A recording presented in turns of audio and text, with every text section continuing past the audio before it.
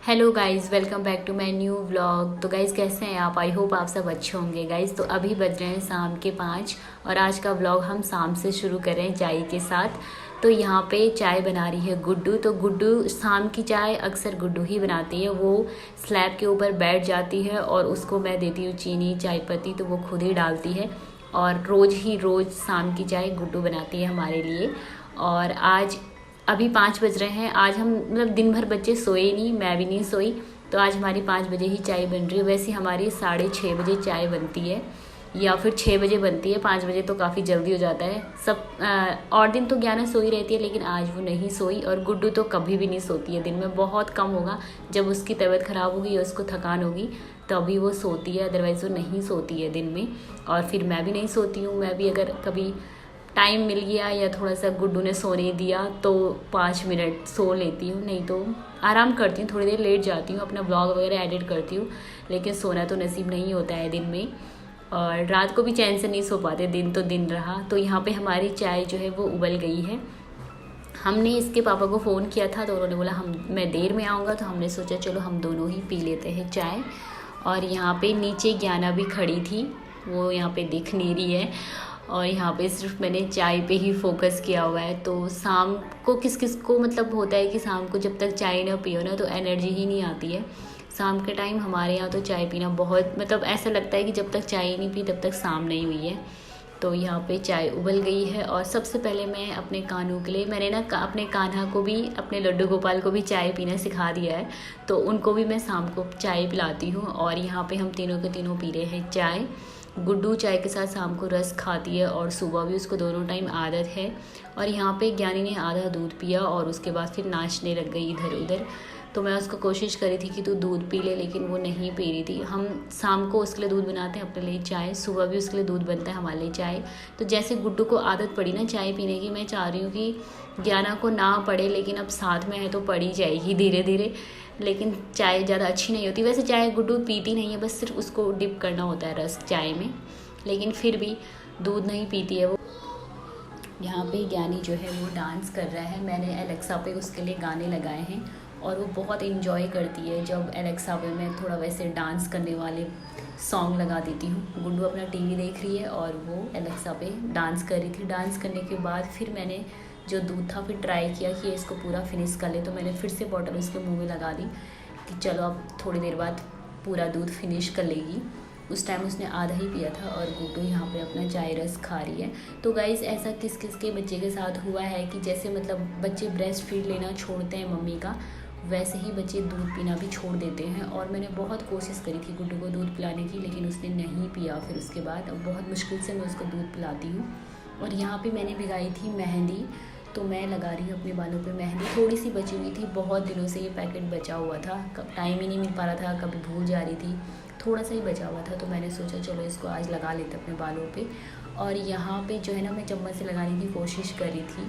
पहले मैंने एक दो आगे आगे मैंने चम्मच से लगाया भी, लेकिन उसके बाद फिर मुझसे ना लगा नहीं। फिर मैंने ग्लव्स पहने और फिर ग्लव्स से लगाई। मैंने सोचा था थोड़ी सी है तो ऐसी चम्मच से ही लग जाएगी, लेकिन नहीं, मेरा सज आया उससे। फिर मैंने उसके बाद हाथों पे ग्लव्स डाले और उसके बाद मैंने जूड़ा बना दिया जल्दी से। थोड़ी सी थी बस, आगे आगे ही लगी, हल्की सी लगाई बस।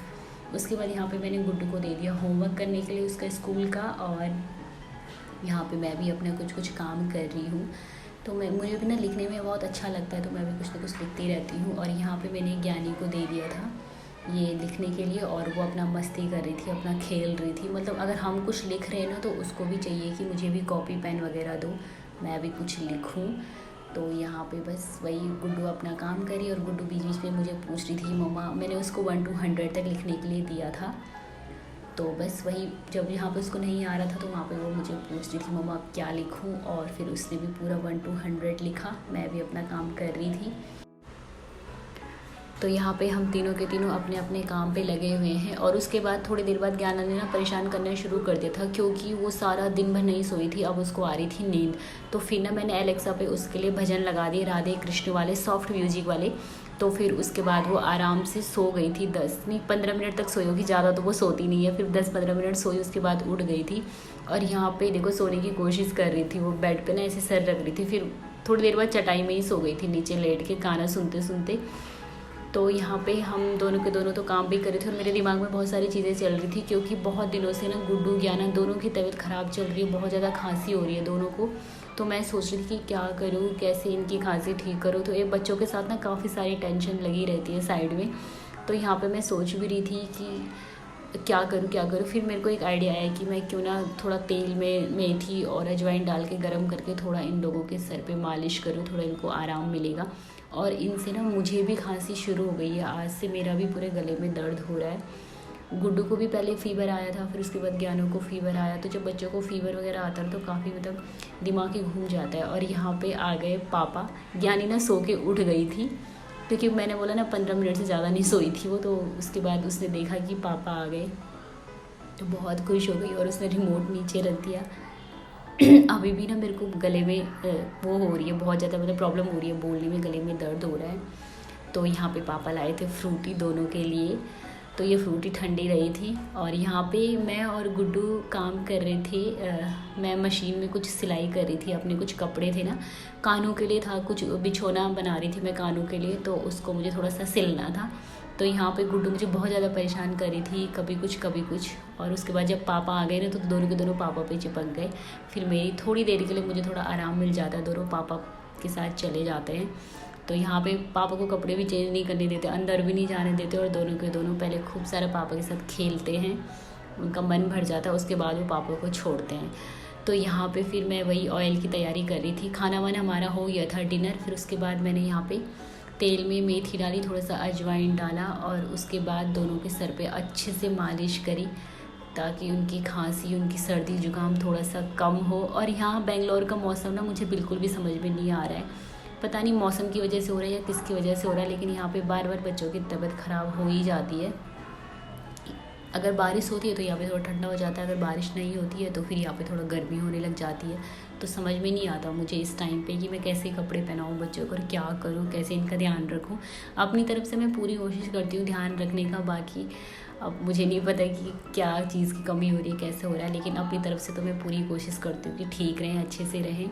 और फिर बच्चे ना स्कूल जाते हैं तो फिर स्कूल से भी इन्फेक्शन वगैरह फैल जाता है किसी भी चीज़ का। तो हम सबसे पहले गुड्डू को ही होता है हमारे घर में, अगर कोई वायरल फीवर है या कोई भी चीज़ है तो गुड्डू को ही स्कूल से आता है, फिर उसके बाद हम सबको होता है एक तरफ से।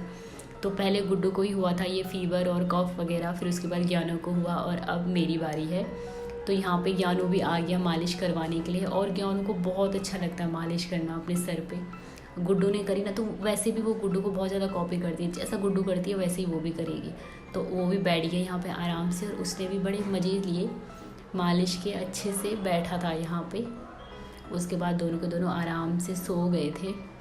और मुझे अभी एक और काम बचा हुआ था, मुझे अपने सर को धोना था मैंने, क्योंकि मेहंदी लगाई हुई थी। गुड्डू, हाँ? तू इतना क्यों बिगड़ रहा है?